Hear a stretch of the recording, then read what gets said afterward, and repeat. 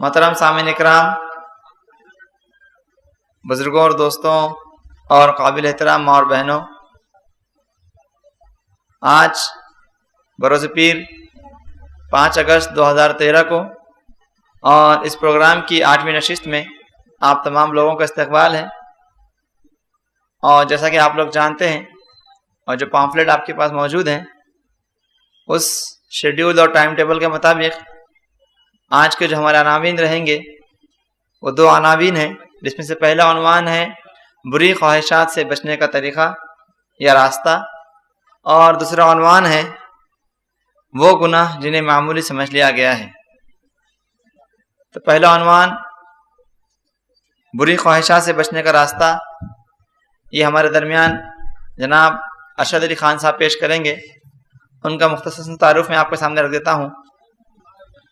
جناب ارشد علی خان صاحب، ان کی تعلیم BSc B.Ed اور اس کے بعد MSc انہوں نے بامو یونیورسٹی سے مکمل کی ہے، اور اس کے بعد انہوں نے MPhil آرگینک کیمسٹری میں تامل ناڈو سے تکمیل کیا ہے، اور اس کے بعد فی الحال آپ گائیکواڑ کوچنگ کلاس میں بطور ٹیچر تدریسی خدمات آپ انجام دے رہے ہیں، اور آپ IRC یعنی اسلامک ریسرچ سینٹر میں کے سیکرٹری ہیں، اور جب سے IRC کا قیام ہے تب سے آپ IRC کے ساتھ جڑے ہوئے ہیں، اور ان تمام کارکردگیوں میں آپ کی پوری قربانی، آپ کا پورا یوگدان اور آپ کا پورا وقت ہر طریقے سے آپ نے دیا ہے۔ اللہ تعالیٰ آپ کے وقت کو اور آپ کی تمام محنتوں کو قبول فرمائیں۔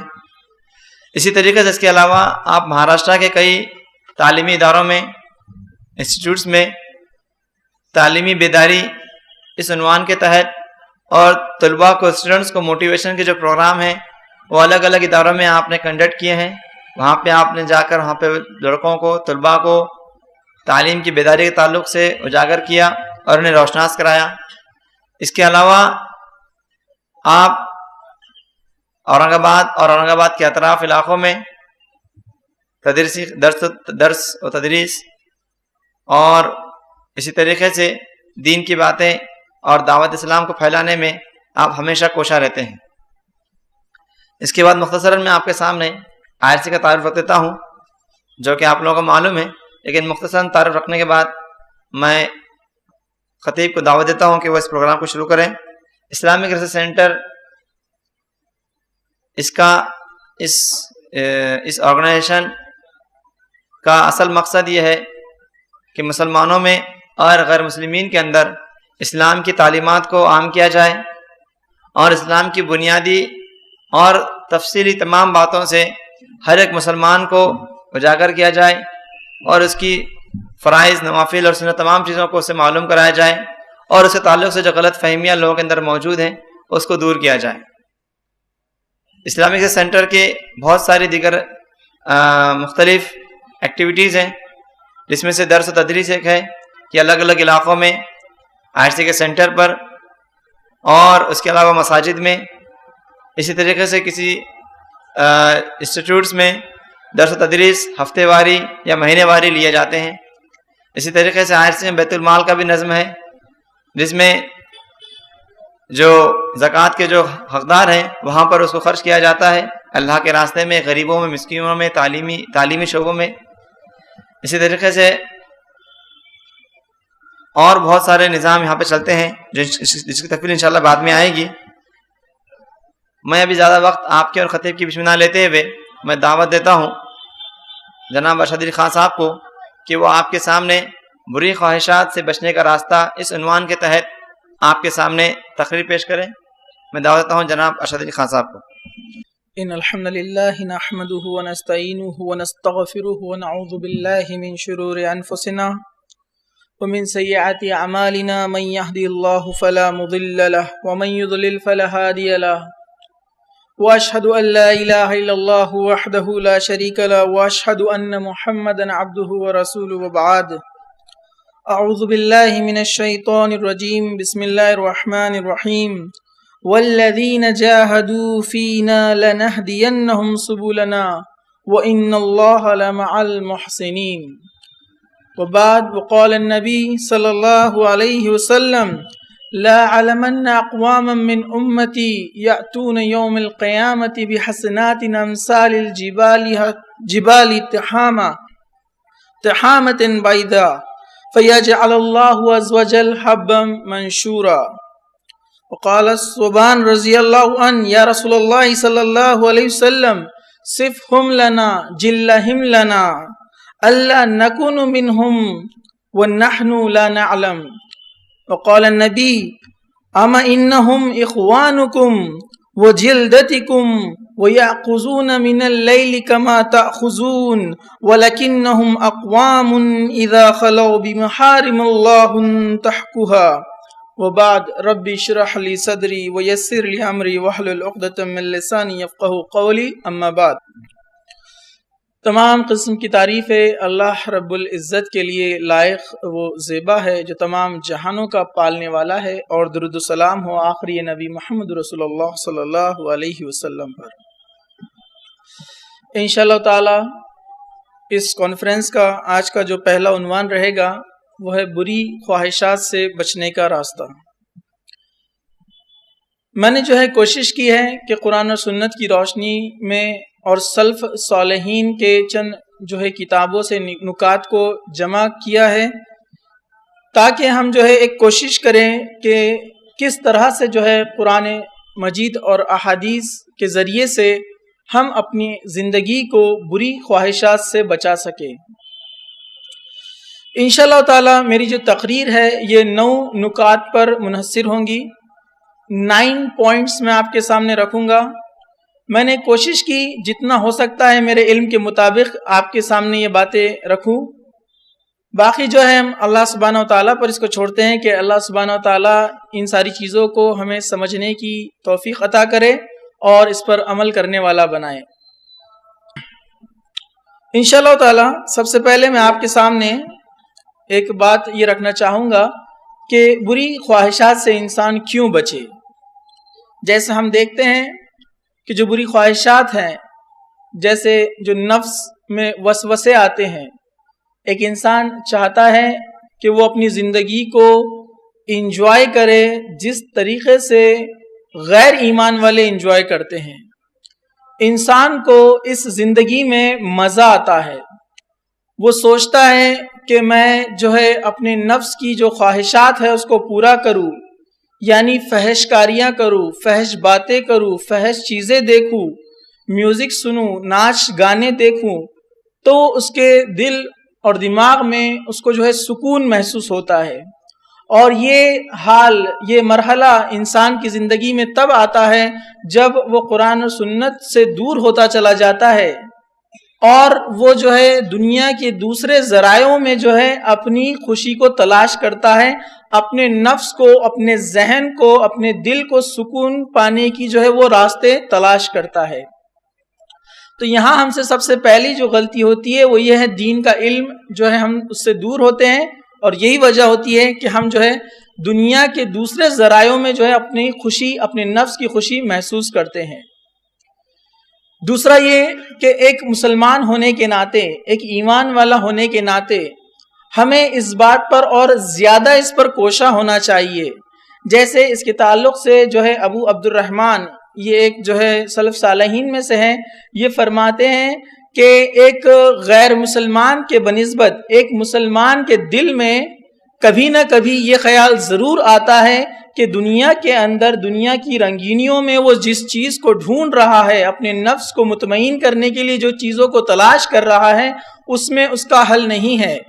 کبھی نہ کبھی اس کے دل میں جو ہے توبہ کی دستک ہوتی ہے، کبھی نہ کبھی اس کا دل جو اس بات کی گواہی دیتا ہے کہ وہ جو کر رہا ہے وہ غلط ہے، لیکن پھر بھی لوگ اس سے رک نہیں پاتے ہیں.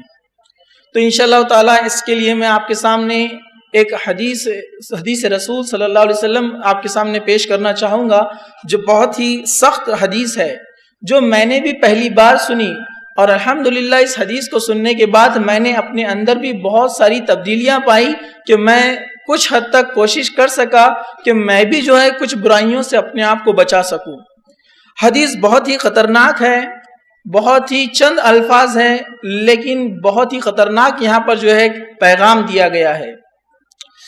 حدیث جو ہے یہ سنن ابن ماجہ کی ہے، اس کو کتاب الزہد کے اندر جو ہے آپ جو ہے دیکھ سکتے ہیں۔ کتاب الزہد میں حدیث نمبر 4386، اور ناصر الدین البانی رحمۃ اللہ علیہ نے جو ہے اس کو صحیح بتایا ہے، کہا کہ یہ حدیث صحیح ہے، سند سے بھی ثابت ہوتی ہے۔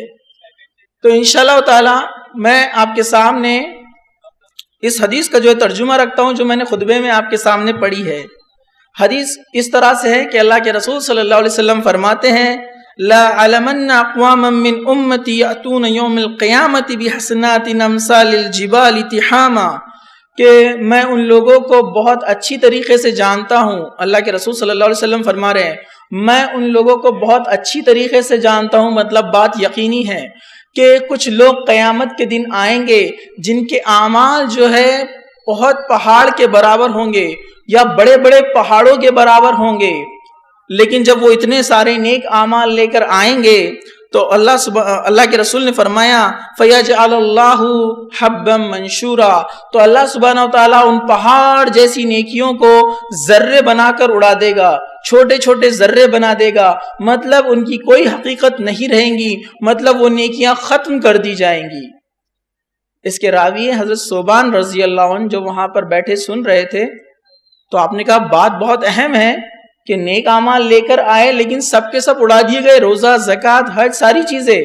تو صوبان رضی اللہ عنہ نے فوراً پوچھا یا اللہ کے رسول صلی اللہ علیہ وسلم صفہم لنا وجلہم لنا اللہ نکون منہم ونحن لا نعلم، اے اللہ کے رسول صلی اللہ علیہ وسلم ہمیں ان کی صفتیں بتائیے، وہ کیسے لوگ ہوں گے، وجلہم لنا ان کے احوال، ان کے حالات بتائیے، اللہ نکون منہم ونحن لا نعلم، کہیں ایسا نہ ہو کہ ہم بھی ان کے جیسے بن جائے اور ہمیں پتہ بھی نہ چلے، یا وہ ایسے لوگ ہوں ہم ان میں شامل ہو جائے اور ہم ان کو پہچان نہ سکے۔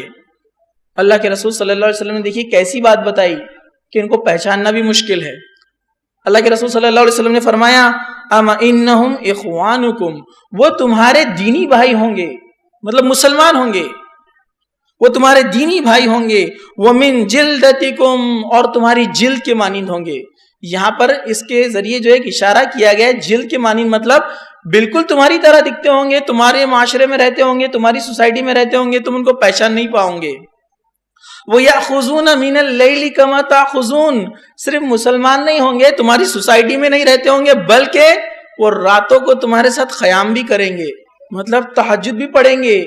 کیا فرمایا وَيَأْخُذُونَ مِنَ اللَّيْلِ كَمَا تَأْخُذُونَ، اور راتوں میں تمہارے ساتھ نمازیں بھی پڑھیں گے۔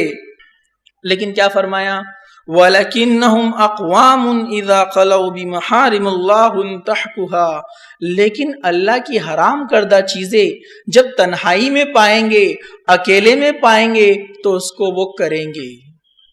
یہ ان کی صفت ہے جس کو پہچاننا مشکل ہے۔ ہم بتا ہی نہیں سکتے کہ مطلب میرے پاس بیٹھا ہوا شخص، میرے ساتھ نماز پڑھ رہا ہوا شخص، میرے ساتھ روزے رکھنے والا شخص، میرے ساتھ حج کو جو چلتا ہے شخص، اس کا معاملہ کیا ہونے والا ہے وہ اللہ ہی جانتا ہے۔ تو لیکن اب یہ حدیث کے ذریعے پیغام اس شخص تک پہنچا دیا گیا ہے جو تنہائی میں گناہ کے کام کرتا ہے، مطلب اسے ہمیں چیک کرنے کی ضرورت نہیں ہے، وہ اس کا معاملہ ہے اور اس کے رب کا معاملہ ہے۔ دنیا کے سامنے اس کو کوئی نہیں پہچان سکتا، اس کی نیکیوں سے ہم اس کو اندازہ نہیں لگا سکتے۔ تو اللہ کے رسول صلی اللہ علیہ وسلم نے فرمایا تمہارے دینی بھائی ہوں گے، تمہارے سوسائٹی سماج میں رہنے والے ہوں گے، تمہارے جیسے ہوں گے اور راتوں کو نماز بھی پڑھتے ہوں گے، لیکن جب یہ تنہائی میں، اکیلے میں، جب کوئی حرام کردہ چیزیں ان کے سامنے آتی ہوگی تو وہ اس کو کرتے ہوں گے، یعنی اللہ سے نہیں ڈرتے ہوں گے۔ اس حدیث میں ایک پیغام دیا گیا ہے کہ ایک انسان اللہ سے بھی ڈرے اور لوگوں کے اندر مجموعے میں اور انفرادیت یعنی تنہائی میں جو ہے وہ بھی اس وقت بھی جو ہے وہ اللہ سبحانہ وتعالیٰ سے ڈرے۔ لیکن اب یہ سوال ہوتا ہے کہ گناہ تو ہر انسان سے ہوتے ہیں، مجھ سے آپ سے سب سے گناہ ہوئے ہیں، چاہے تنہائی کی حالت میں ہو یا محفلوں کے اندر ہو، گناہ سب سے ہوتے ہیں۔ تو اللہ سبحانہ وتعالیٰ نے اس کے لیے بھی راستہ کھول رکھا ہے کہ جس سے گناہ ہو گئے اب وہ سچے دل سے توبہ کرے تو اللہ سبحانہ وتعالیٰ اس کو معاف کر سکتا ہے۔ لیکن کوئی شخص اس کا معمول ہی بنا لے، انشاءاللہ ہماری بحث اسی پہ رہیں گی، ہماری بات اسی پہ رہیں گی، جو معمول بنا لے گناہ کا تو اس کا معاملہ کیا ہے، اب وہ انسان کیا کرے۔ تو دیکھیے کچھ گناہ ایسے ہوتے ہیں جیسے شراب کا پینا، اسی طریقے سے فحش چیزوں کا دیکھنا، میوزک کا سننا، ناچ گانے کو دیکھنا، بےہودہ باتیں کرنا، گالی گلوچ کرنا، اللہ کی حرام کردہ چیزوں کو معمول بنا لینا، کرتے رہنا، ایسے لوگوں کو اس سے ڈرنا چاہیے. کیونکہ ایک انسان جس سے غلطی ہوئی اور وہ معافی مانگتا ہے، اللہ اس کو معاف کر دے گا. لیکن کوئی غلطی پہ اڑ جائے، اس کو گناہ ہی نہ سمجھے اور کرتا رہے، تو اسے اس حدیث کو لے کر جو ہے ڈرنا چاہیے، سمجھنا چاہیے کہ کہیں ایسا نہ ہو کہ قیامت کے دن تو میں پہنچ جاؤں بہت روزے، بہت نمازیں اور بہت حج لے کر، لیکن اللہ تعالیٰ اس کو جو ہے ذرے بنا کر اڑا دے. تو اس کے لیے ہمیں کوشش کرنا ہوگی انشاءاللہ تعالی. آج کا جو ہمارا درس ہوگا اسی پر ہوگا کہ ایک انسان جو کئی قسم کے گناہوں میں ملوث ہو چکا ہے، چاہے وہ محفل میں کرتا ہو یا تنہائی میں کرتا ہو، چاہے وہ گناہ فحش سے تعلق رکھتا ہو یا گناہ کوئی بھی حرام چیزیں جو اللہ سبحانہ وتعالیٰ نے جس کی حرمت نازل کی ہے، وہ انسان اپنے آپ کو کیسے بچائے. انشاءاللہ تعالی میں آپ کے سامنے جو ہے 9 نکات رکھوں گا اس کے تعلق سے. دیکھیے، میں ایک بات جو آپ کو بتا دوں ان نکات کو شروع کرنے سے پہلے. دنیا کے اندر ہم دیکھتے ہیں کہ اگر ہمیں اچھا ڈاکٹر بننا ہے یا انجینئر بننا ہے تو اس کے لیے کیا چیزیں درکار ہیں، ہم اس کے لیے کوشش کرتے ہیں. آپ دیکھتے ہیں، اب میں ٹیچر ہوں، میں بہت سارے لوگوں کو جانتا ہوں، ایڑی چوٹی کا زور لگاتے ہیں بچے اپنے ایم کو پانے کے لیے، رات بھر پڑھائی کرتے ہیں، اچھی سے اچھی کوچنگ لگاتے ہیں، لاکھوں روپیہ ان کے والدین اس میں ڈالتے ہیں، اور اپنے سے تجربے کار لوگ، اپنے سے سینئرز اور بڑے لوگوں سے وہ رائے بھی لیتے ہیں کہ ہم کیا کام کریں، کیسا کریں کہ ہم اپنے مقصد تک پہنچ جائے. تو یاد رکھیے، ایک چھوٹے سے ایم کو دنیا میں پانے کے لیے انسان بہت ساری کوششیں اور مراحل سے گزرتا ہے اور بہت ہی اچھی طریقے سے اپنے راستے کو چن لیتا ہے کہ بس مجھے یہ کام کرنا ہے. تو یاد رکھیے، ایک مومن کے لیے اس کا آخری ٹھکانہ جو ہے جنت ہے. ظاہر سی بات ہے، یہ ایک ایم ہے، یہ ایک مقصد ہے، تو اس کے بھی مراحل ہے، اس کی بھی جو ہے کچھ گزارشیں ہیں، اس کے لیے بھی کچھ جو ہے شرائط ہیں، اور اس کے لیے بھی آپ کو عمل کرنا پڑے گا، کوشش کرنا پڑے گا، جد و جہد کرنا پڑیں گی، اور اہل علم سے رائے لینا ہوگی، اہل علم کا تجربہ لینا پڑے گا، اللہ کی کتاب کو پڑھنا پڑے گا، تبھی ہم اپنے مقصد کو پہنچ سکتے ہیں. ورنہ ایک ایسی عجیب بات ہے، دنیا کا ایک چھوٹا سا ایم پانے کے لیے، ڈاکٹر، انجینئر بننے کے لیے، ایک اچھا تاجر بننے کے لیے، ایک اچھا کاراگر بننے کے لیے، کوئی بھی دنیا میں ایک مقصد کو حاصل کرنے کے لیے ہم کتنی کوششیں کرتے ہیں. کیا کبھی ہم نے جنت کے لیے کوششیں کی ہیں؟ مثال کے طور پر کسی شخص کو یہ کہہ دے کہ فلاں تجارت تم کرنے جا رہے ہو، اس میں فلاں اوقات میں تم کو یہ چیزیں ضرورت پڑیں گی اور یہ تمہیں چاہیے، اگر تم نہیں کر پائے تو تمہاری تجارت فلاپ. تو انسان اس کو بڑا دھیان سے یاد رکھتا ہے، بڑا تجسس کے ساتھ اس کو جو ہے سنتا ہے کہ نقصان کہاں پر ہو سکتا ہے، نقصان جلدی سے بتاؤ مجھے. لیکن ہمیں اللہ اور اس کے رسول کی باتیں سمجھ میں نہیں آتی. فلاں جگہ تمہارے لیے گھاٹا ہے، نقصان ہے، ہم نہیں سوچتے. فلاں جگہ فلاں کام تم کرو گے تو جنت سے جو ہے تم محروم ہو جاؤ گے، ہم نہیں سوچتے. فلاں چیز کر لو گے تو سیدھے جہنم میں چلے جاؤ گے، ہم نہیں سوچتے. اور امید برابر ہے کہ ہم کو جنت ملے. اس کی مثال ایسے ہی ہے اس شخص کی جو ایک مقصد رکھتا ہے، انجینئر، ڈاکٹر، تاجر یا کوئی چیز کا، اور اس کے لیے وہ کوششیں نہیں کرتا. تو کوئی بھی عام انسان جو ان پڑھ ہے وہ بھی بولے گا یہ کوششیں نہیں کرتا، اس کا نمبر نہیں لگے گا، یہ تجارت نہیں کر پائے گا، یہ آلسی ہے، سستی ہے، اس کو تجارت کے اصول ہی نہیں معلوم ہے، یہ کیا کر پائے گا، کچھ نہیں کر پائے گا. تو بس چھوٹی سی بات ہے، آپ اس کو سمجھ لیجئے کہ کوششیں کرنا ہوگی. انشاءاللہ تعالی ہم آپ کے سامنے آج وہی نکات رکھیں گے کہ کوشش کیسی ہو. ظاہر سی بات ہے، میرا اور آپ کا اور اہل علم کا، ہمارے علماء کا، سلف صالحین کا، ہر ایک کی سوچ میں تھوڑا فرق ہوتا ہے. جو اللہ کی کتاب کو زیادہ پڑھتا ہے، زیادہ یاد کرتا ہے، اللہ تعالیٰ اس کو ایسی چیزیں ذہن میں ڈال دیتا ہے جو لوگوں کے فائدے کے لیے ہوتی ہے. تو ہم نے یہی کوشش کی کہ سلف صالحین سے ان نکات کو جمع کریں جو ہماری زندگیوں کے لیے فائدے مند ہو. انشاءاللہ تعالیٰ میں آپ کے سامنے باتیں رکھوں گا. سب سے پہلا پوائنٹ ہے اپنے نفس پر مجاہدہ کرتے ہوئے اسے سختی کے ساتھ اللہ کی ناراضگی اور اللہ کے عذاب کی یاد دہانی کرواتے رہنا. پہلا پوائنٹ، ایک انسان چاہتا ہے کہ جنت اس کا مقصد ہے، بے حیا، بری باتوں سے، حرام چیزوں سے وہ اپنے آپ کو بچانا چاہتا ہے. تو سب سے پہلی چیز ہے مجاہدہ، یعنی کوشش. جہدہ سے مجاہدہ بنائے، جہاد جس کو ہم بولتے ہیں، اس کا مطلب ہوتا ہے کوشش. جو انسان کوشش نہیں کرتا وہ کوئی چیز کو نہیں پا سکتا. ایک انسان کھانا کھانے کی بھی اگر کوشش نہ کرے تو کھانا اس کے منہ میں نہیں جائے گا. زندگی جینے کے لیے سانس ضروری ہے, آکسیجن ضروری ہے. انسان اس کو خود سے نہ لے تو وہ زندہ نہیں رہ پائے گا. مطلب دنیا کی کوئی بھی چیز یا آخرت کی کوئی چیز اس کو اگر پانا ہے تو اس کے لیے اس کو کوشش کرنا ہے. اور بہت بڑے بڑے لوگوں کے اقوال ہیں, جیسے بہت سارے لوگوں نے کہا کہ جو انسان اپنے نفس سے نہیں جیت سکتا وہ کسی سے نہیں جیت سکتا. باقی جو وہ کرتا ہے وہ دکھاوا ہے, وہ شو آف ہے. جو انسان اپنے آپ کو نہ بدل سکے وہ کسی کو نہیں بدل سکتا. ایک شخص نے اپنا تجربہ پیش کیا. اس نے کہا کہ میں نے سوچا کہ چلو دنیا کو بدل دوں, کچھ دنیا میں تبدیلی لاؤں. اور وہ کئی سال محنت کرتا رہا لیکن کوئی تبدیلی نہیں آئی. وہ سوچنے لگا کیا مسئلہ ہے, اپنے ایم کو تھوڑا کم کرتے ہیں, چلو اپنے ملک اور اپنے شہر کو بدلنے کی کوشش کرتے ہیں.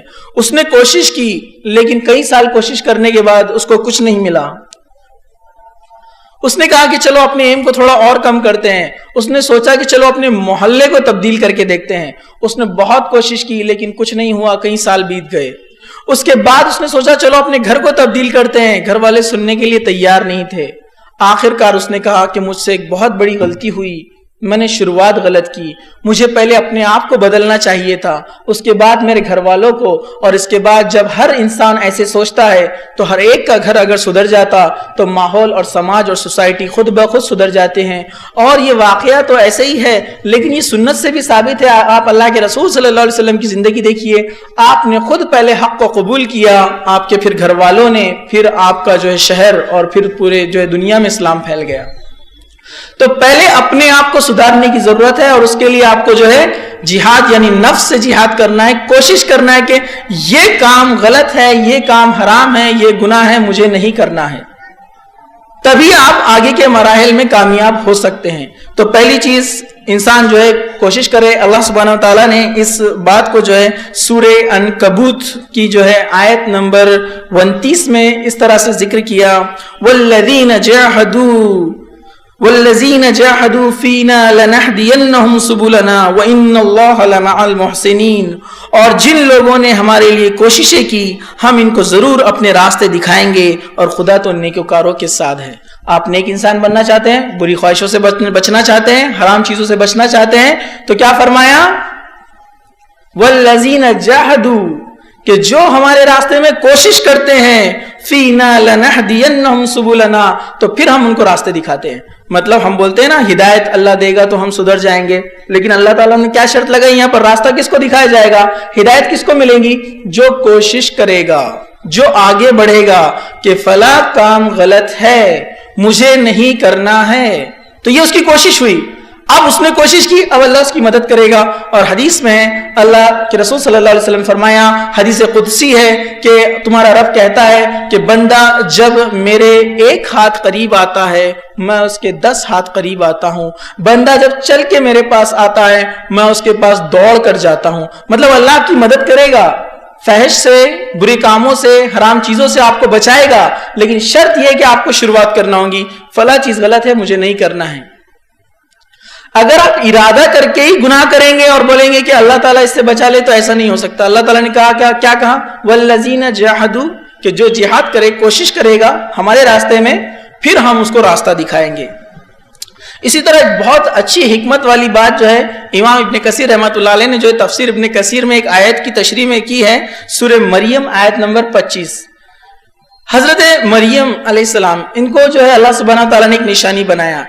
بنا شوہر کے یعنی بنا ایک مرد کے ان کو اولاد ہوئی. یہ اللہ کی طرف سے جو نشانی تھی.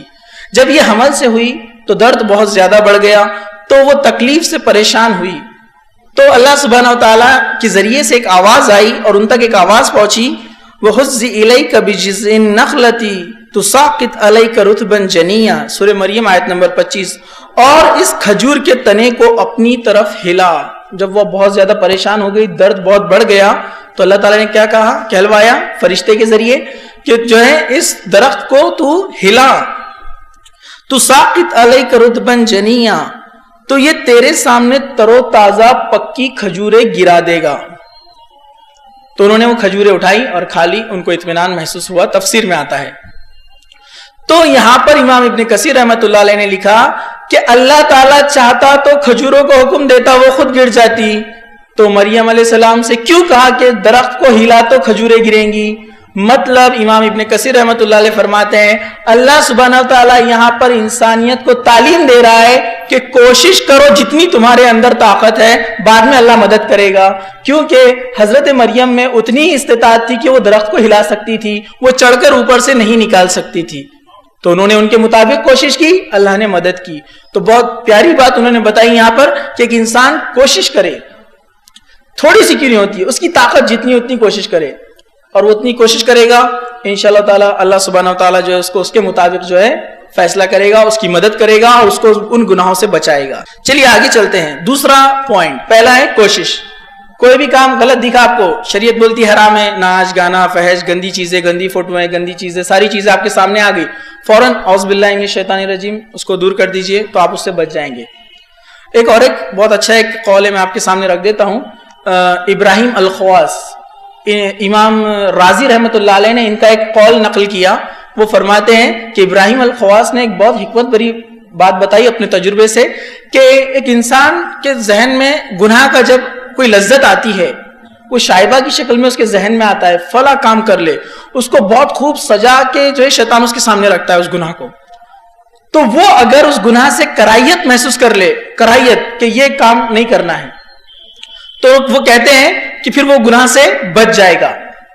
لیکن اگر اس نے گناہ سے یعنی اللہ سبحانہ و تعالیٰ کی حرام کردہ چیز سے کراہیت محسوس نہیں کی، اس سے کراہیت محسوس نہیں کی، اس کو دور کر دیا، اس کو مان لیا، تو کیا ہوگا؟ پھر وہ گناہ، وہ جو شائبہ تھا، وہ جو اس کو مزہ آیا تھا گناہ کا، وہ اب مخالف بن کے اس کے سامنے آ کر کھڑا ہو جائے گا۔ مطلب اب گناہ کی انٹینسٹی بڑھ رہی ہے، اس کی شدت بڑھ رہی ہے، اور اس آدمی کا نفس اب کمزور ہو رہا ہے۔ ابراہیم الخواص فرماتے ہیں اس نے اگر کراہیت نہیں کیا تو وہ مخالف بن کر کھڑا ہو جائے گا۔ اب وہ مخالف جو ہے، اس مخالف کو اس انسان کے نفس نے عملی طور پر اور علمی طور پر یعنی کتاب اللہ سے اور اپنے عمل سے اگر دور نہیں کیا تو یہ مخالف اب اس کی خواہش بن کر آئے گا، وسوسہ بن کر آئے گا، اور یہ شخص اگر اس وسوسے کو اللہ کے ڈر سے دور کر دے تو وہ بچ جائے گا گناہ سے۔ لیکن اگر اس نے اس وسوسے کو نہیں روک پایا تو اب یہ وسوسہ بری خواہشات بن کر ابل پڑیں گی۔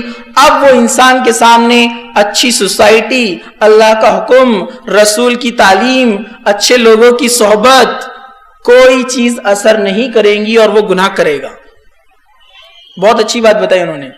پہلے انسان کے ذہن میں گناہ کا تھوڑا سا خیال آتا ہے تو کیا فرماتے ہیں؟ فوراً کراہیت محسوس کرو اور اس کو ہٹا دو، نہیں یہ نہیں کرنا ہے، کیونکہ کبھی کبھی ہوتا ہے اتنا کر لیے تو کیا ہوتا، اتنا کر لیے تو کیا ہوتا، انسان شیطان ذہن میں ڈالتا ہے تو اس کو فوراً کٹ کر دے تو بولا گناہ سے بچنے کا سب سے آسان طریقہ، نہیں کیا تو مخالف بن کر آئے گا، نفس پر بھاری پڑے گا، وسوسہ بن جائے گا، اور پھر انسان کو اللہ کی کتاب کی تعلیمات، رسول کی باتیں، لوگوں کی جو ہے سمجھانا اور اسلامی ماحول آس پاس میں رہنا کوئی کام نہیں آنے والا۔ وہ ان سب میں رہ کر بھی، مسجد میں رہ کر بھی گناہ کرے گا اگر اس نے پہلے ہی گناہ کو اپنے سے دور نہیں کیا تو۔ یہ احتیاطی تدابیر جو انہوں نے بتائی بہت بہترین ان کی جو ہے حکمت بری بات تھی ہے۔ چلیے دوسرا پوائنٹ، دوسرا ہے کہ اللہ کا عذاب، اللہ کے عذاب سے ڈرنا۔ اور ہم سب جانتے ہیں اللہ کا عذاب جو ہے برحق ہے، جو کافروں کو دیا جانے والا ہے۔ جو اللہ سبحانہ و تعالیٰ سے ڈرتا ہے اور جیسا اس کا ڈرنے کا حق ہے وہ اپنے اندر لاتا ہے تو ایسے شخص کے لیے گناہ کرنا مشکل ہے اور نیکیاں کرنا آسان ہے۔ اللہ سبحانہ و تعالیٰ نے سورہ ال عمران آیت نمبر 102 میں فرمایا یا ایھا الذین آمنوا اتقوا اللہ حق تقاتہ ولا تموتن الا وانتم مسلمون، کہ اے وہ لوگوں جو ایمان لائے ہو اللہ کا ڈر اپنے اندر اختیار کرو، اور کیسے ڈرو؟ جیسے اس سے ڈرنے کا حق ہے۔ اب اللہ سے ڈرنے کا حق کیسے ہے؟ جیسے مثال کے طور پر آپ کے والد سے بھی ڈرتے ہیں، لیکن والد سے کیسے ڈرتے ہیں؟ ہم جب تک گھر میں ہیں، والد نہیں ہے تو ڈر چلا جاتا ہے، یا ایک لمٹ میں ہم ڈرتے ہیں والد سے۔ آپ جو ہے ٹیچر سے ڈرتے ہیں جب تک آپ کیمپس میں ہیں، اسکول میں ہیں، کالج میں ہیں، آپ تب تک ڈرتے ہیں، اس کے بعد ٹیچر سے بچے نہیں ڈرتے ہیں۔ اسی طرح آپ دیکھیں گے ایک انسان پولیس سے، محکمے سے ڈرتا ہے جہاں تک ان کی نظر پہنچتی ہے وہاں تک، لیکن جہاں پر وہ نہ ہو تو انسان وہاں پر نہیں ڈرتا ہے. تو اب اللہ کا حق کیا ہے؟ اللہ کا حق یہ ہے کہ اللہ سبحانہ و تعالیٰ آپ کے والد، آپ کے ٹیچر، آپ کے پرنسپل، آپ کے محکمے، آپ کے ملک کے سردار، ان سب سے زیادہ اس کی صلاحیتیں ہیں، اس کی بینائی، اس کی جو ہے سماعت، اس کی سننے کی صلاحیت، اس کی دیکھنے کی صلاحیت لامحدود ہے. وہ ہر جگہ دیکھ رہا ہے. تو اس کا حق یہ ہے کہ انسان ہر جگہ اللہ سے ڈرے. یہ ہے اس کے حق کے مطابق اس سے ڈرنا.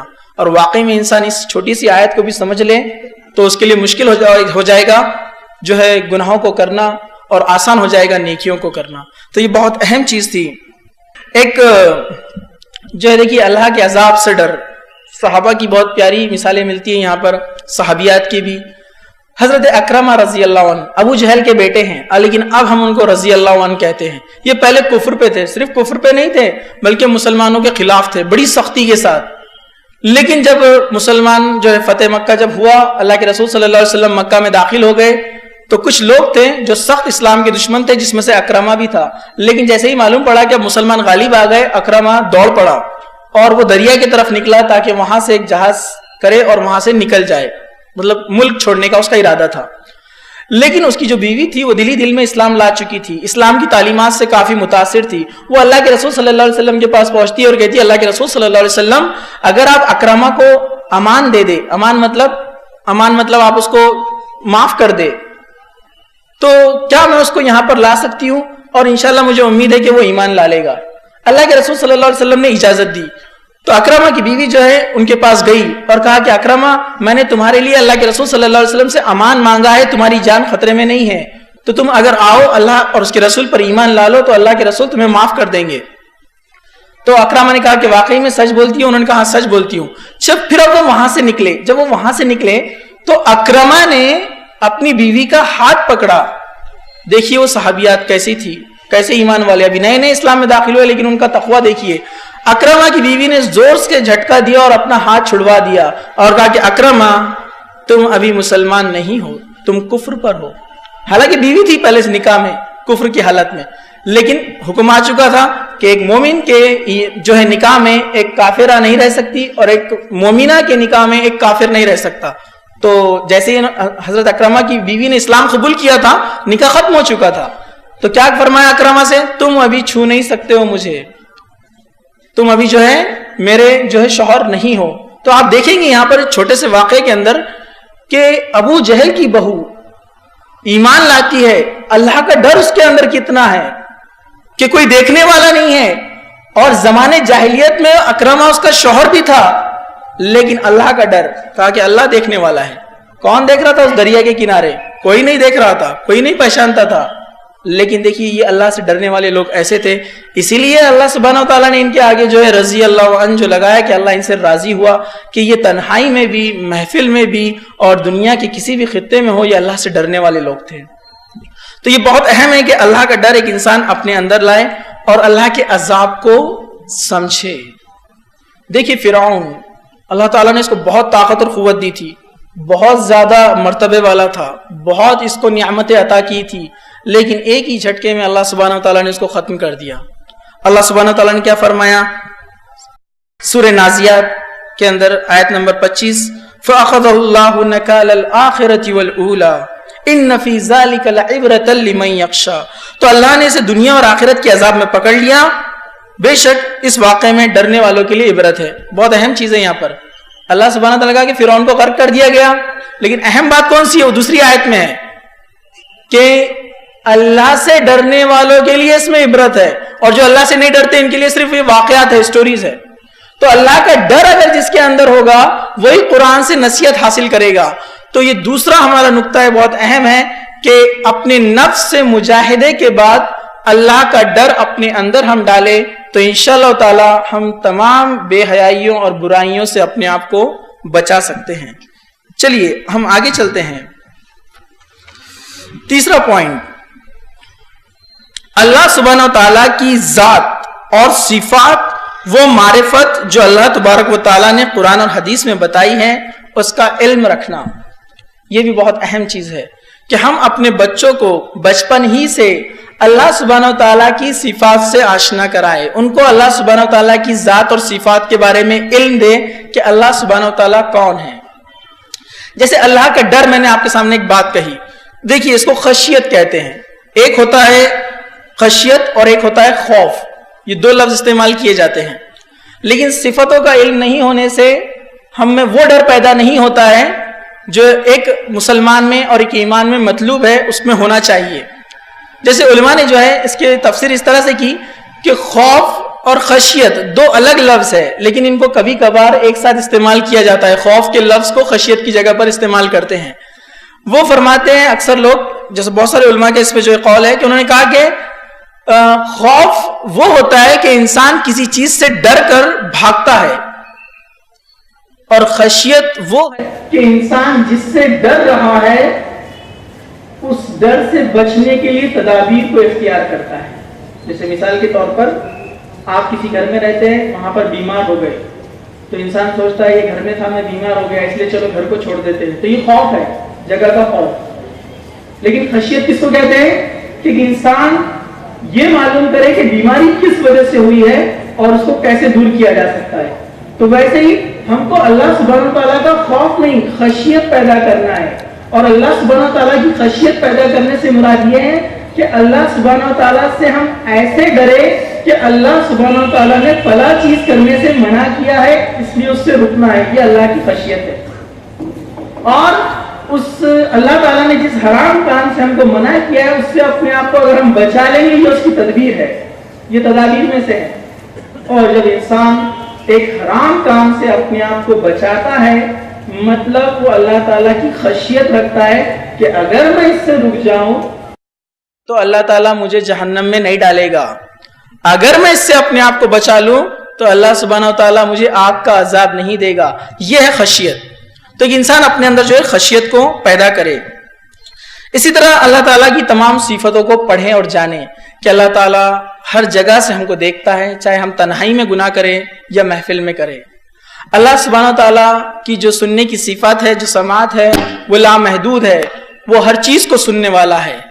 اللہ سبحانہ تعالیٰ کے علم میں سے کوئی چیز نہیں چھپتی، یہاں تک کہ قرآن مجید نے کہا کہ تمہارے دلوں میں جو خیالات آتے ہیں اللہ سبحانہ تعالیٰ اس کو بھی جانتا ہے۔ صحابہ ڈر گئے، کہا کہ اللہ سبحانہ تعالیٰ ہمارے دلوں کے خیالات کو بھی جانتا ہے۔ اللہ کے رسول صلی اللہ علیہ وسلم مطلب وہ اس لیے ڈر رہے تھے کہیں اس کی تو پکڑ نہیں ہوں گی، تو اللہ کے رسول صلی اللہ علیہ وسلم نے کہا کہ دل میں جو خیالات آتے ہیں اس پر پکڑ نہیں ہے جب تک کہ انسان اس برے کام کو، اس جو برا خیال جو آیا اس پر عمل نہ کرے۔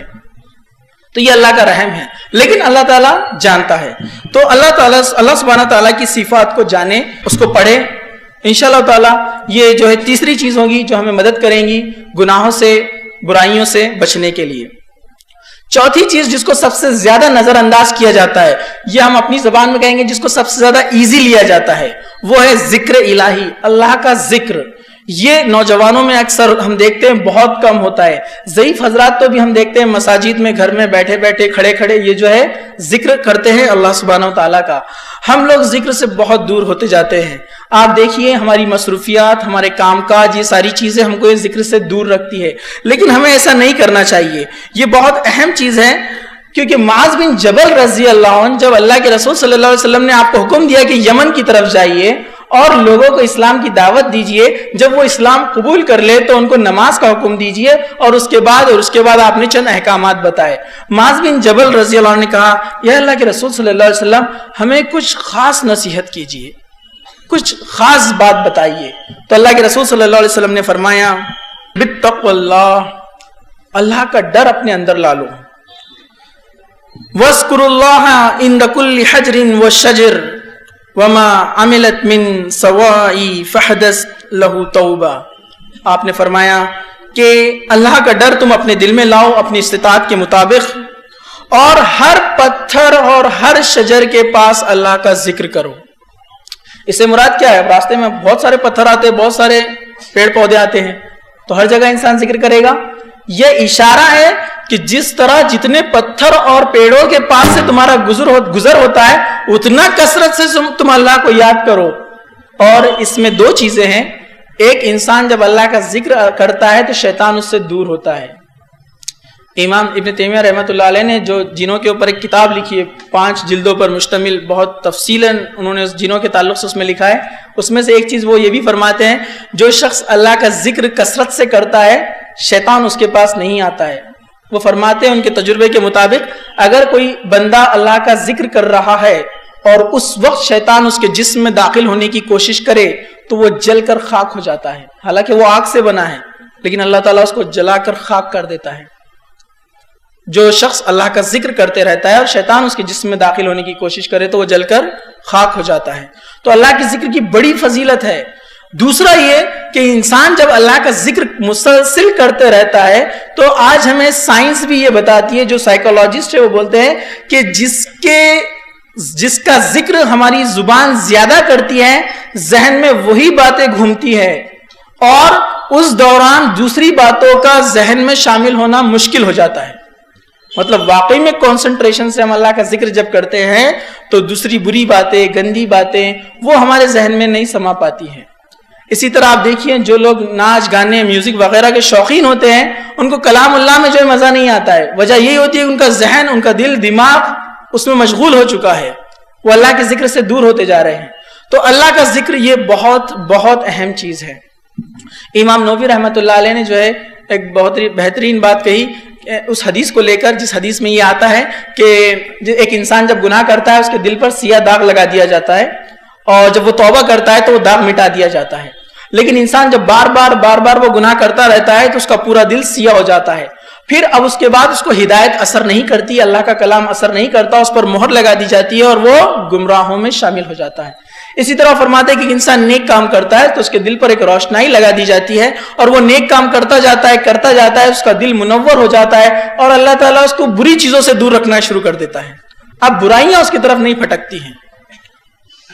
تو یہاں پر وہ فرماتے ہیں کہ انسان کا دل جب سیاہ ہو جاتا ہے، وہ ہدایت کو قبول نہیں کر پاتا ہے، تو اس کی وجہ کیا ہے؟ اللہ کا کلام اس پر اثر نہیں کرتا ہے.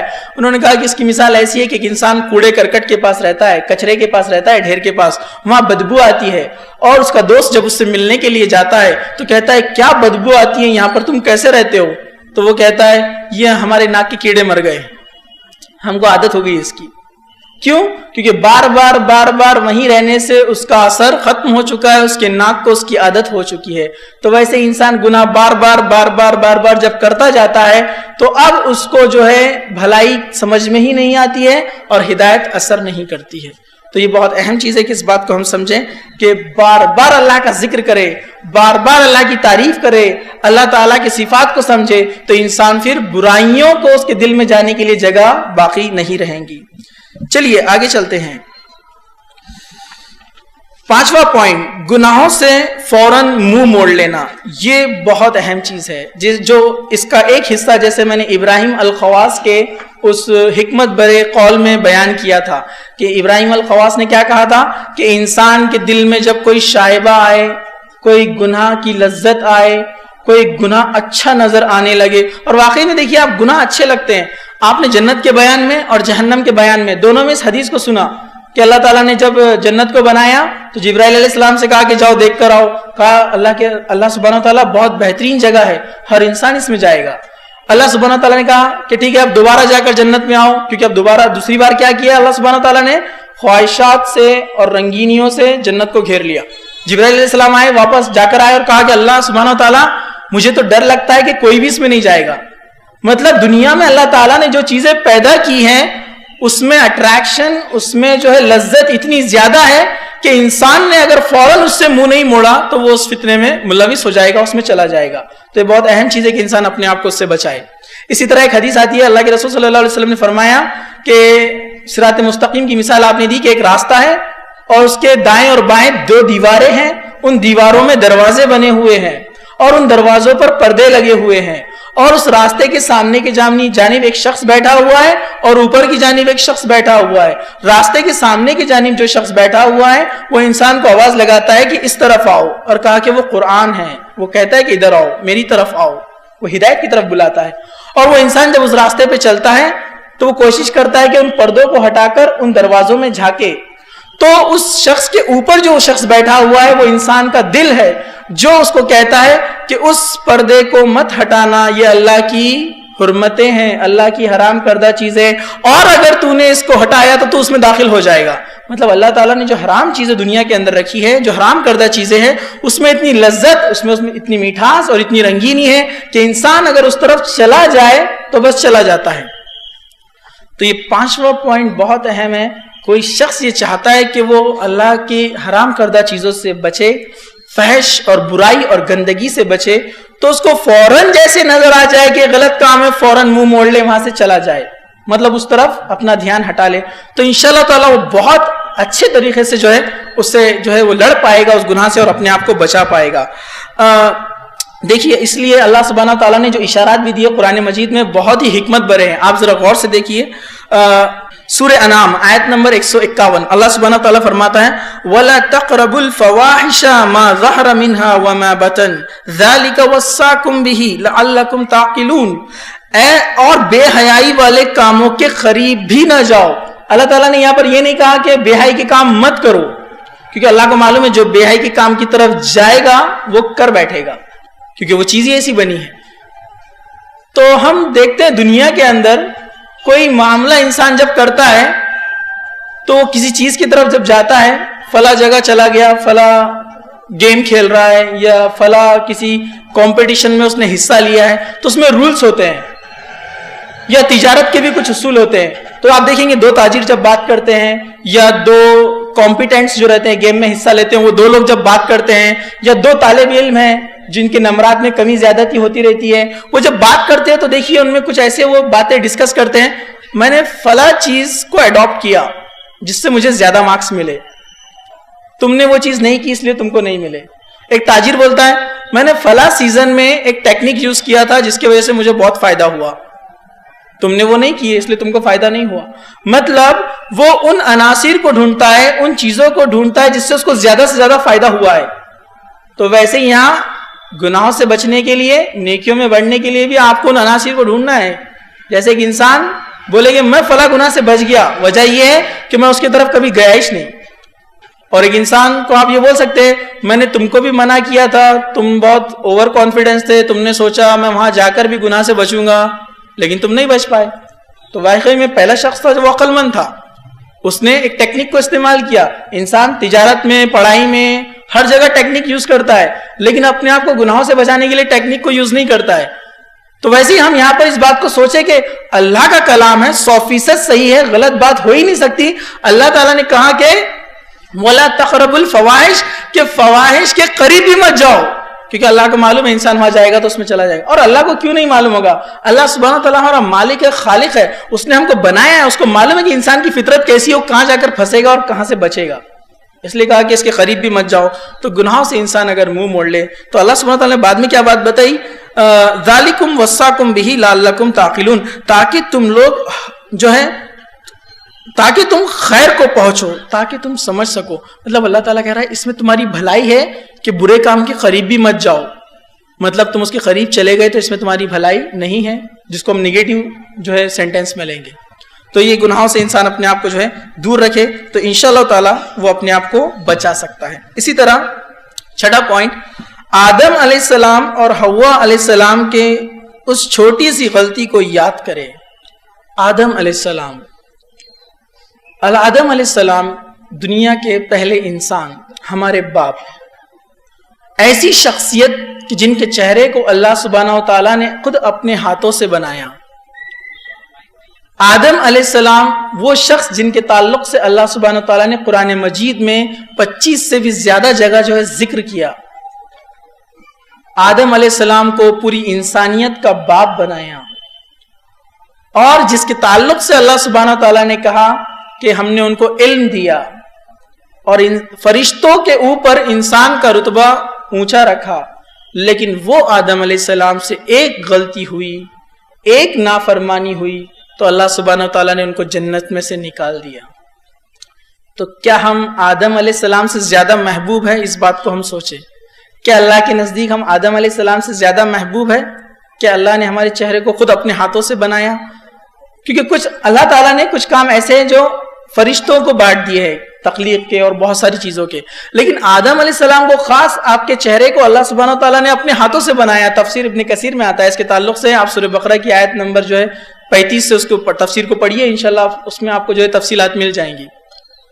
تو آدم علیہ السلام کو اللہ تعالیٰ نے اپنے ہاتھ سے بنایا، انسانیت کے باپ ہے، ایک غلطی کی وجہ سے جنت سے باہر نکال دیے گئے، اور ہم اتنی غلطیاں کرنے کے بعد بھی سوچتے ہم جنت میں چلے جائیں گے. اور وہ غلطی کیا تھی؟ صرف کہا تھا اس درخت کے پاس نہ جانا. شیطان نے حضرت حوا علیہ السلام کو بہکایا اور ان کی باتوں میں آدم علیہ السلام آئے اور اس پھل کو کھا لیا. اتنی غلطی تھی. تو اس بات کو ہم سوچے، اللہ سبحانہ و تعالیٰ نے انبیاؤں کے بیٹوں بیویوں اور باپوں کو بھی نہیں چھوڑا جو ایمان نہیں لائے.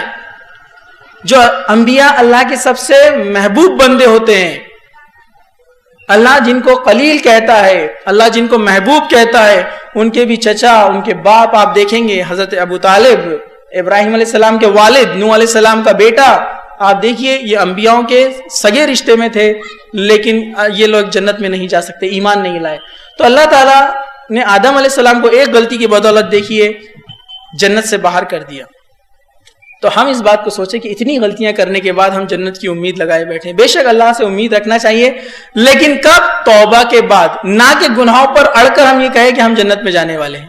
تو یہ اس بات کو بہت غور جو ہے ہم کریں. چلیے 7واں پوائنٹ، 7واں نکات ہم جو دیکھتے ہیں وہ ہے ایک انسان اگر گناہ کر لے تو وہ کیوں کرتا ہے. آپ دیکھیے فحش چیزیں، خاص طور سے میں اس پر جو ہے بات کر رہا ہوں، گندی تصویروں کو دیکھنا. ٹھیک ہے، آج بہت عام ہو چکا ہے، انٹرنیٹ ٹی وی کے ذریعے گھر میں بیٹھ کر لوگ فیملی پورے جو ہے بےہودہ اور فحش چیزوں کو دیکھتی ہے. انسان بےہودہ چیزیں کیوں دیکھتا ہے؟ انسان گانے کیوں سنتا ہے؟ انسان جو ہے ناچ کو پسند کیوں کرتا ہے؟ انسان ان حرام چیزوں کو کیوں لپکتا ہے جس کو اللہ سبحانہ تعالیٰ نے منع کیا ہے؟ بس اس کے تعلق سے کچھ علماء نے کہا کہ انسان کے ذہن کو سکون محسوس ہوتا ہے، شیطان اس کو سکون دلواتا ہے اس میں، اور یہ اللہ سبحانہ تعالیٰ کی طرف سے آزمائش بھی ہے. شیطان تو وسوسے ڈالتا ہے، لیکن یہ اللہ سبحانہ تعالیٰ کی طرف سے آزمائش بھی ہے کہ اللہ تعالیٰ اس کو چیک کرنا چاہتا ہے کہ بہت اچھی لگتی ہے اس کے ذہن کو یہ چیز، اس کے دماغ کو، اس کے دل کو، لیکن اللہ تعالیٰ دیکھنا چاہتا ہے کہ وہ اللہ کے لیے اپنی پیاری چیز کو چھوڑتا ہے کہ نہیں چھوڑتا ہے. اللہ تعالیٰ یہ چیک کرنا چاہتا ہے. تو یہاں پر دیکھیے انسان کیوں کرتا ہے گناہ. انسان اس لیے گناہ کرتا ہے کہ اس کے ذہن کو سکون محسوس ہوتا ہے جب وہ یہ چیزیں کرتا ہے. تو انسان کبھی کبھی حرام مال کماتا ہے اس لیے کہ وہ آرام کی زندگی گزر کرے، اپنے جسم کو آرام پہنچائے، اچھی گاڑیاں، اچھے گھر، اچھا آرام، زیادہ سے زیادہ سکون اپنے جسم کو، پہلا ذہن کو سکون پہنچانے کے لیے، دوسرا جسم کو سکون پہنچانے کے لیے، تیسرا اپنے گھر والوں کو سکون پہنچانے کے لیے وہ حرام کام کرتا ہے، غلط طریقے سے کمائی کماتا ہے، دھوکہ دھڑی کرتا ہے، جھوٹ بولتا ہے. تو انسان 3 لوگوں کے لیے جو ہے کام کرتا ہے، اپنے ذہن کے لیے، اپنے جسم کے لیے اور اپنے گھر والوں کے لیے. اب دیکھیے ان کے تعلق سے ذرا قرآن مجید کیا کہتا ہے، ذرا سنیے آپ. سورہ حامیم سجدہ آیت نمبر 21، ارشاد باری تعالیٰ ہے وَيَوْمَ يُحْشَرُوا عَدَى اللَّهِ إِلَى النَّارِ فَهُمْ يُوزَعُونَ. اور اس وقت خیال کرو جب اللہ کے یہ دشمن دوزخ کی طرف لائے جائیں گے، جو انکار کرنے والے ہیں، جو گناہ میں ملوث تھے. حَتَّى إِذَا مَا جَاءُوهَا شَهِيدًا عَلَيْهِمْ سَمْعُهُمْ وَأَبْصَارُهُمْ وَجُلُودُهُمْ بِمَا كَانُوا يَعْمَلُونَ. تو ان کے اگلے اور پچھلوں کے آنے تک، جہنم کے سامنے کچھ لوگوں کو لا کر کھڑا کر دیا جائے گا، اس کی تفسیر میں آتا ہے، اور ان کے اگلے اور پچھلوں کے آنے تک ان کو وہاں رکایا جائے گا. سب کا حساب ہو رہا ہے نا، سب کو ایک ایک سے لایا جائے گا. پھر سب وہاں پر جب پہنچ جائیں گے تو ان کے کان، ان کی آنکھ اور ان کے جسم، ان کی کھالیں ان پر گواہی دیں گی. مطلب انسان کے منہ کو بند کر دیا جائے گا، پھر بھی وہ بولے گا. کیا بولے گا؟ آگے آتا ہے. اس کی کان، اس کی آنکھ، اس کے جسم، اس کی جو جلد ہے یہ گواہی دیں گی. کیا گواہی دیں گی؟ کہ اس نے کیا کام کیا تھا محفل کے اندر، تنہائی میں، اللہ تعالیٰ لوگوں سے چھپ کر، لیکن اللہ تعالیٰ سے وہ نہیں چھپ پایا تھا. تو دیکھیے اب یہ آدمی کیا کہے گا، وَقَالُوا جُلُودِهِمْ لِمَا شَهِدْتُمْ عَلَيْنَا. انسان اپنی جلد سے کہے گا، اسکن سے، تم میرے خلاف گواہی دے رہے ہو. مطلب اس کا اچنبا یہ ہوگا کہ تمہارے لیے تو دنیا میں سب کام کیا تھا میں نے، اب تم ہی گواہی دے رہے. تو جو جلد کو آرام پہنچانے کے لیے، جو آنکھ اور جو کان کو جو ہے خوشی پہنچانے کے لیے، سکون پہنچانے کے لیے اس نے گناہ کیا تھا، سب گواہی دے رہے اس کے خلاف. تو اس کی جلد کیا بولیں گی؟ قالوا انطقنا اللہ الذی انطق کل شیء وہو خلقکم اول مرۃ والیہ ترجعون. تو کیا کہیں گی اس کی جلد، اس کی آنکھ، اس کی ناک، اس کی کان، کیا کہیں گے؟ وہ اپنے جسم کی کھالوں سے کہیں گے تم نے ہمارے لیے خلاف گواہی کیوں دی؟ تو جواب دیں گے ہمیں اس خدا نے، اس رب نے گویائی دی ہے جس نے ہر چیز کو گویائی دی ہے، اور اس نے تم کو پہلی مرتبہ پیدا کیا اور اب اس کی طرف تم کو لوٹنا ہے. مطلب انسان کی جو جلد ہے یہ بھی اللہ کی مخلوق ہے، گواہی دیں گی کہ ہم کو اس نے گویائی دی ہے، اس نے ہم کو یہ چیز دی ہے بولنے کی صلاحیت، جس نے ہر چیز کو بولنا سکھایا، اب تم کو اس کی طرف لوٹ کر آنا ہے. کچھ لوگ عجیب بات جو ہے سوچتے ہیں کہ جلد کیسے جواب دیں گی، کیسے باتیں کریں گی. یہ قرآن مجید میں جو ہے اذا زلزلت الارض زلزالہا کہا کہ زمین جب سب کچھ بیان کرنے لگیں گی تو زمین کیسے بولیں گی. لوگ انسان سوچتا ہے کیسے زمین باتیں کریں گی. تو سیدھی سی بات ہے کہ انسان ذرا سا سوچے کہ ایک انسان کی زبان ہوتی ہے، دو جبڑے ہوتے ہیں ہونٹ کے اندر، اور وہ باتیں کرتا ہے جب تک وہ زندہ ہوتا ہے، لیکن جب وہ مر جاتا ہے تب بھی اس کے منہ میں زبان ہوتی ہے، جبڑے ہوتے ہیں، ہونٹ ہوتے ہیں، لیکن وہ بات نہیں کر پاتا ہے کیونکہ اللہ تعالیٰ نے اب اس کے لیے حکم بند کر دیا، اب وہ بات نہیں کر سکتا. اسی کے برخلاف آپ دیکھیے کچھ بے جان چیزیں ہیں، کیسٹس ہے، آپ دیکھیں گے ڈی وی ڈیز ہے، ان کو آپ ڈالیے ایک ڈیوائس میں، وہ چلنے لگتی ہے، اس میں سے آوازیں بھی آتی ہے، تصویر بھی آتی ہے. تو جب انسان اس چھوٹی سی فلم جس کو ٹیریلین کہا جاتا ہے، ایک سبسٹنس آتا ہے جس کے اوپر جو انسان باتوں کو ریکارڈ کرتا ہے، وہ بیان کرتی ہے، تو اللہ تعالیٰ کے لیے کیا چیز مشکل ہے. وہ تو زمین سے، کان سے، آنکھ سے، ناک سے، پیروں سے، رانوں سے، جلد سے بولنے لگائے گا. تو انسان جس کے لیے کرتا ہے وہ اس کے خلاف کیا کرنے والے ہیں؟ قیامت کے دن گواہی دینے والے ہیں. اب جلد بولے تو اس کے جسم کا کوئی الگ حصہ نہیں ہے. آپ بولیں گے جلد گواہی دے رہی تو وہ خود تو جلنے والی ہے، نہیں، اس کو نہیں، تکلیف تو اس انسان کو ہونے والی ہے جس کی وہ جلد ہے. جلد تو ایک حصہ ہے، اللہ تعالیٰ نے اس کو گویائی عطا کی بولنے کی. اس طرح انسان اپنے بیوی بچوں کے لیے کرتا ہے. اللہ سبحانہ و تعالیٰ نے اس کے تعلق سے بھی قرآن مجید میں کہا وَإِذَا جَاءَتِ الصَّاخَّةُ يَوْمَ يَفِرُّ الْمَرْءُ مِنْ أَخِيهِ وَأُمِّهِ وَأَبِيهِ وَصَاحِبَتِهِ وَبَنِيهِ کہ جس دن بس وہ گھڑی آ جائیں گی، وہ وقت آ جائے گا، تو انسان اپنے بھائی سے بھاگے گا. بھائی جس کے لیے سب کچھ کرنے کے لیے تیار ہے، دوسروں کو دھوکہ دینے کے لیے تیار ہے، وہ بھائی چھوڑ دے گا اس کو. تجارت میں بھائی کی مدد کے لیے دوسروں کو دھوکہ دیتا تھا، کچھ بھی کرتا تھا. ماں باپ جو سب سے پیارے ہوتے ہیں وہ بھی چھوڑ دیں گے، اور بیوی بچے جو بہت ہی دل کے قریب ہوتے ہیں وہ بھی اس کا ساتھ چھوڑ دیں گے. تو انسان اپنے بارے میں سوچے کہ مجھے جو ہے غلط کاموں سے بچنا ہے، چاہے جو ہے اس میں جو ہے مجھے کتنا ہی دنیاوی نقصان اٹھانا پڑے. یہ بہت اہم چیز ہے اس بات کو سمجھنا کہ اعضاء و جوارے اور اس کے خلاف گواہی دیں گے تو کیوں انسان برائی میں ملوث ہے، کیوں انسان گناہوں سے نہیں بچتا ہے، کہ کوئی اس کا ساتھ نہیں دینے والا ہے. یہ 7واں پوائنٹ تھا. چلیے ہم آگے چلتے ہیں. 8واں پوائنٹ، موت اور قیامت کے دن گنہگار حسرت اور سے دوچار ہوں گے، اور گناہ جو ہے لعنت کا جو ہے سبب بنے گا. یہاں پر جو ہے ہمیں یہ 2 پوائنٹ ہیں، 8واں اور 9واں میں نے آپ کو ایک ساتھ بتا دیا ہے کہ انسان جو ہے قیامت کے دن گناہوں سے دوچار ہونے والا ہے. جس کے تعلق سے میں ترجمہ آپ کے سامنے رکھتا ہوں آیت کا. قرآن مجید میں اللہ سبحانہ وتعالیٰ نے سورہ مومنون آیت نمبر 99 اور 100 99 اور 100 میں اس کا ذکر اس طرح سے کیا، یہاں تک کہ جب ان میں سے کسی کو موت آ جائیں گی. اب انسان نے پوری زندگی عیش کر لیا، انجوائے کر لیا، رنگینیوں کو اپنایا، اللہ تعالیٰ نے جن چیزوں کو حرام قرار دیا تھا اس کو تنہائی میں کرتا تھا یا محفلوں میں کرتا تھا، علانیہ کرتا تھا. اب انسان کے بارے میں ذرا دیکھیے، یہاں تک کہ جب ان میں سے کسی کو موت آ جائیں گی تو کہنا شروع کرے گا اے میرے رب. اب اصلیت اس کو پتہ چلیں گی، دنیا کی اصلیت کیا ہے. تو کیا بولے گا وہ؟ اے میرے رب اس دنیا میں واپس بھیج دے. وہ دیکھیں گا اب ملک الموت سامنے کھڑے ہوئے، اب موت کا وقت آ گیا. یہ اللہ سبحانہ تعالیٰ کے الفاظ ہے قرآن مجید میں سورہ مومنون آیت نمبر 99 اور 100 کہ موت کا وقت قریب آ گیا. اب اس کو سمجھ میں آ رہا ہے کہ دنیا کیا تھی. تو کیا کہے گا؟ اے میرے رب مجھے دنیا میں واپس بھیج دے، جسے میں واپس چھوڑ کر آیا ہوں مطلب میں دنیا میں جو چیزیں چھوڑ کر آیا ہوں، نیکیاں، نمازیں، تقوی، پرہیزگاری، تو اب جو چیزیں میں چھوڑ کر آیا ہوں میں نیک عمل کروں گا، اب میں جا کر نیک بن جاؤں گا. تو اللہ سبحانہ تعالیٰ کیا کہے گا؟ ہرگز نہیں، یہ تو بس ایک بات ہے جو وہ بک رہا ہے. اب ان سب کے پیچھے ایک برزخ حائل ہو جائیں گی دوسری زندگی کے آنے تک، یعنی قیامت قائم ہونے تک. مرنے کے بعد اس کو برزخ میں رہنا ہے. انسان دنیا میں آتا ہے، مر جاتا ہے، برزخ میں رہے گا، پھر قیامت آئیں گی تو قیامت کو دوسری زندگی سے تشبیہ دی ہے. جب تک اس کو برزخ میں رہنا ہے، اور وہاں جو برے لوگ ہوں گے وہ سزا پاتے رہیں گے، اور جو نیک لوگ ہوں گے برزخ میں آرام کرتے رہیں گے قیامت تک.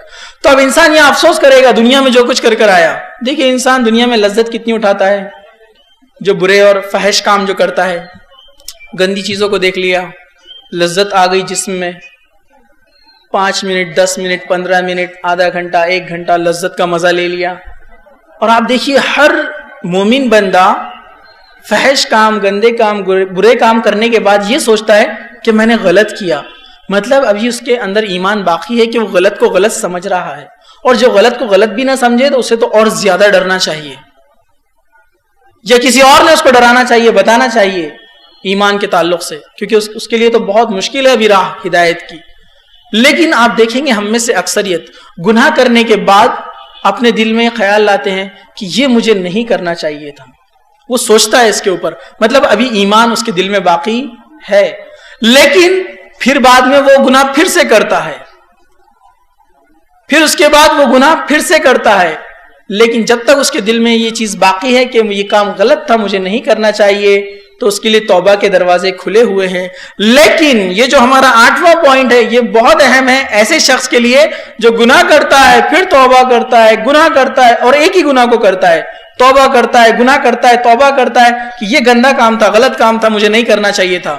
یہ ایمان کی نشانی ہے کہ ایمان ابھی ہے اس کے اندر. لیکن پھر دوسرے دن کیا کرتا ہے؟ وہ پھر سے وہی کام کرتا ہے، پھر بعد میں اس کو احساس ہوتا ہے، پھر بولتا ہے توبہ کر لیتا ہے، نماز کو جاتا ہے، پھر اس کے بعد پھر وہی غلط کام کرتا ہے. تو ایسے آدمی کے لیے یہ پوائنٹ بہت اہم ہے کہ جب اگر وہ یہ سوچے کہ ٹھیک ہے اس نے آج یہ گناہ کیا اور توبہ کر لی، تو دوسرا گناہ جب وہ کرنے جائے تو یہ سوچے کہ اگلی توبہ کے لیے اگر میں زندہ نہیں رہا تو، اگر اللہ سبحانہ تعالیٰ نے میری پکڑ کر لی تو کیا ہوگا. تو یہ آیت کو آپ بہت ہی اچھے سے ذہن نشین کر لیجئے. سورہ مومنون آیت نمبر 99 اور 100. یہاں تک کہ جب ان میں سے کسی کو موت آ جائے گی تو کہنا شروع کرے گا اے میرے رب اس دنیا میں مجھے واپس بھیج دے، میں واپس جاؤں گا جو کچھ چھوڑ کر آیا ہوں، میں نیک عمل کروں گا. تو اللہ سبحانہ تعالیٰ نے کہا ہرگز نہیں، کبھی نہیں ہو سکتا. یہ امپاسبل ہے کسی کا واپس آنا. موت کا وقت آ گیا تو اب موت ہے، کوئی چھوٹ نہیں ہے، کوئی سپلیمنٹری ایگزام نہیں ہے، کوئی آپ کو دوسری مہلت نہیں دی جائیں گی. کہا ہرگز نہیں، یہ تو ایک بات ہے جو تو بک رہا ہے، جسے تو پیچھے چھوڑ کر آیا ہے. اب تیرے اور اگلی زندگی کے درمیان ایک برزخ ہے، اس کو برزخ میں بھیج دیا جائے گا. یہ بہت اہم چیز ہے کہ اس بات کو ہم سمجھے. اللہ تعالیٰ نے کیوں کہا کہ بس یہ تو ایک بات بک رہا ہے، یہ تیری ایک بس بات ہے؟ کیونکہ آپ دیکھیے دنیا میں تو انسان کئی وعدے کر چکا ہے نا اللہ تعالیٰ سے، انشاءاللہ اب میں کل سے ایک دم سدھر جاؤں گا، تمام گناہوں کو چھوڑ دوں گا، نیک بن جاؤں گا، کوئی غلط کام نہیں کروں گا، کوئی برا کام نہیں کروں گا. لیکن پھر اگلے دن کرتا ہے، پھر توبہ کرتا ہے کہ اب میں یہ جمعہ سے ایک دم سدھر جاؤں گا، ایک دم نیک بن جاؤں گا، پھر غلط کام کرتا ہے. پھر کہتا ہے اب یہ رمضان سے میں سدھر جاؤں گا، اب رمضان کے بعد کوئی غلط کام نہیں کروں گا. تو اللہ تعالیٰ اس کو کئی مہلتیں پہلے دے چکا ہے، اس لیے اللہ تعالیٰ نے آخری موت کے وقت اس کی بات نہیں سنی. کہا کہ بس یہ تیری بات ہے، بس جو تو بول رہا ہے، بس تو بک رہا ہے، یہ تو سدھرنے والا نہیں ہے. مطلب اللہ تعالیٰ کے علم میں ہیں ساری چیزیں. تو ہمیں اس بات کو سوچنا چاہیے. یو کے ایک بڑے جو ہے مشہور سنگر ہے کیٹ اسٹیون، جو بعد میں یوسف علیہ السلام ہو گئے، جنہوں نے اسلام قبول کیا 1970 کے پہلے کی بات ہے. تو ان کو اصل میں پڑھنے کا بہت شوق تھا، کتابیں بہت تفصیل سے پڑھتے تھے یہ، اور بائبل بھی پوری پڑھی تھی کیونکہ عیسائی تھے.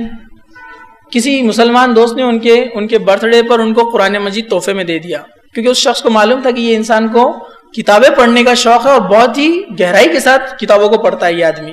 یہ جو سنگر تھا، بہت مشہور سنگر تھا وہ شخص.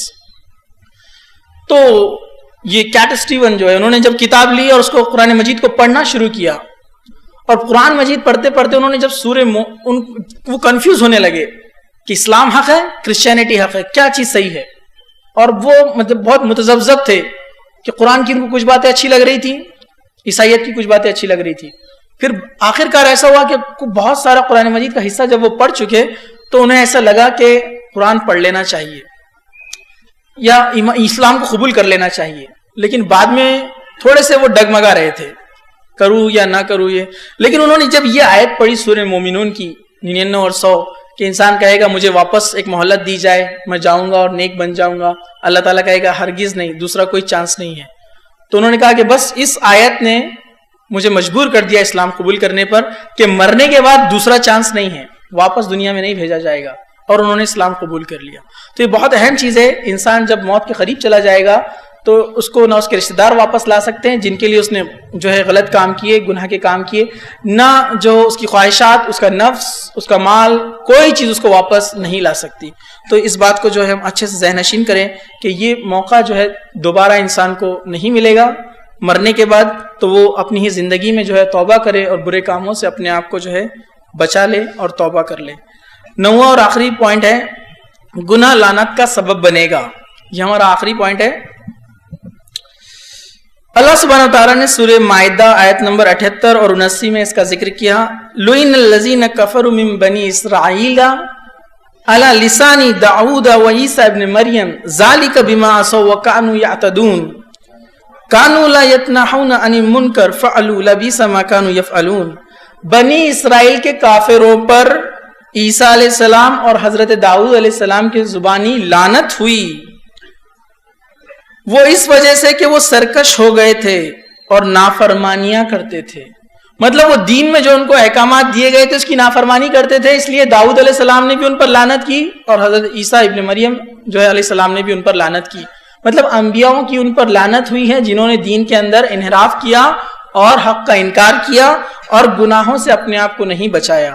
اسی طرح سے آپ نے جو ہے سورہ بقرہ کے اندر بھی ایک واقعہ آپ نے پڑھا ہوگا، سورہ المائدہ کے اندر بھی، کہ ہفتے والوں کا جو اللہ سبحانہ وتعالیٰ نے حال کیا تھا، ان کو بندر اور سور بنا دیا تھا کیونکہ انہوں نے اللہ سبحانہ وتعالیٰ کے حکم کو نہیں مانا تھا کہ اس دن ان کو شکار نہیں کرنا ہے. انہوں نے چال بازیاں کی، اللہ تعالیٰ نے ان کو سزا دی.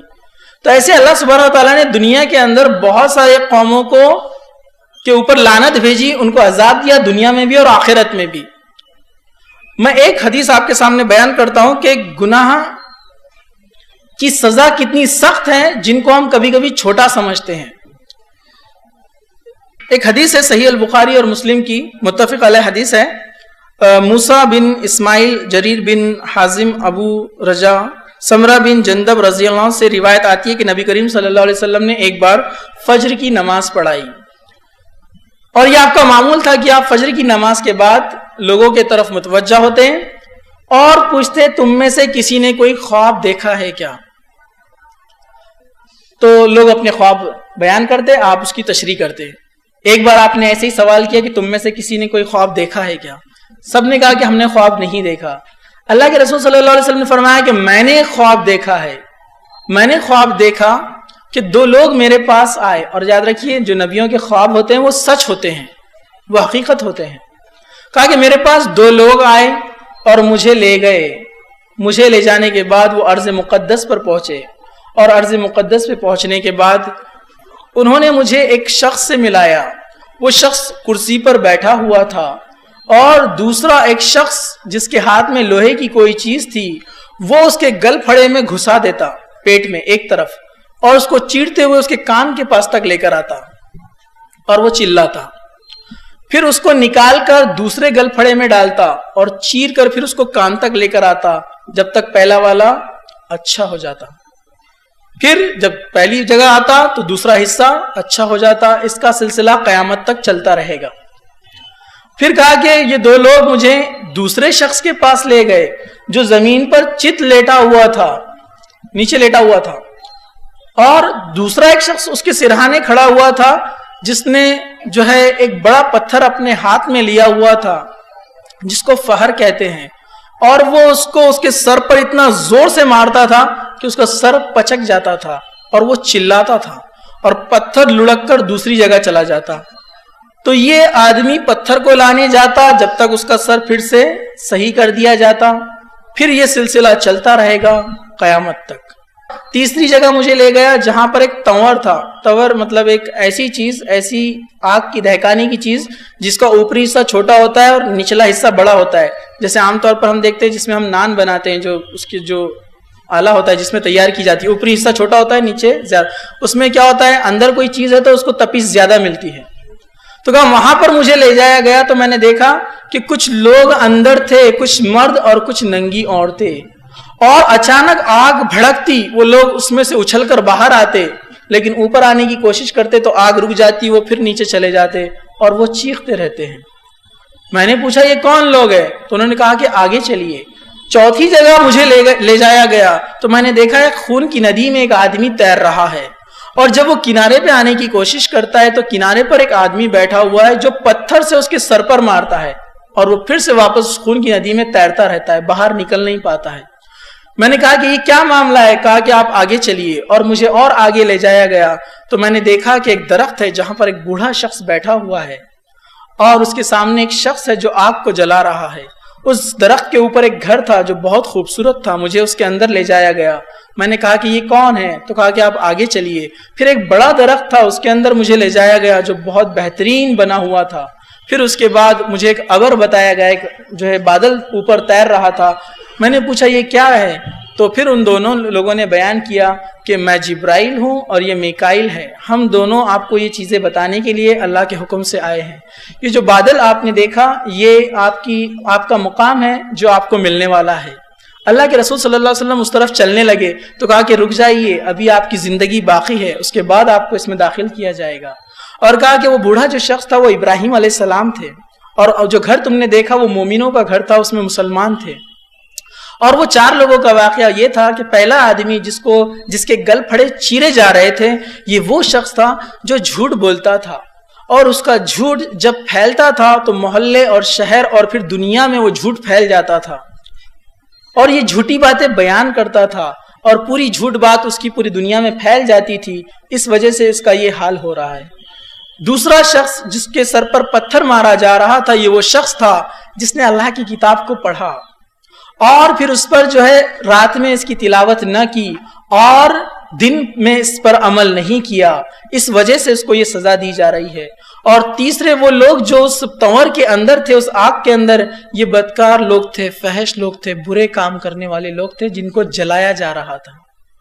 اور چوتھے وہ لوگ جو آدمی کو تم نے خون کی ندی میں دیکھا، وہ شخص تھا جو سود کھاتا تھا، لیتا اور دیتا تھا، سود خور تھا۔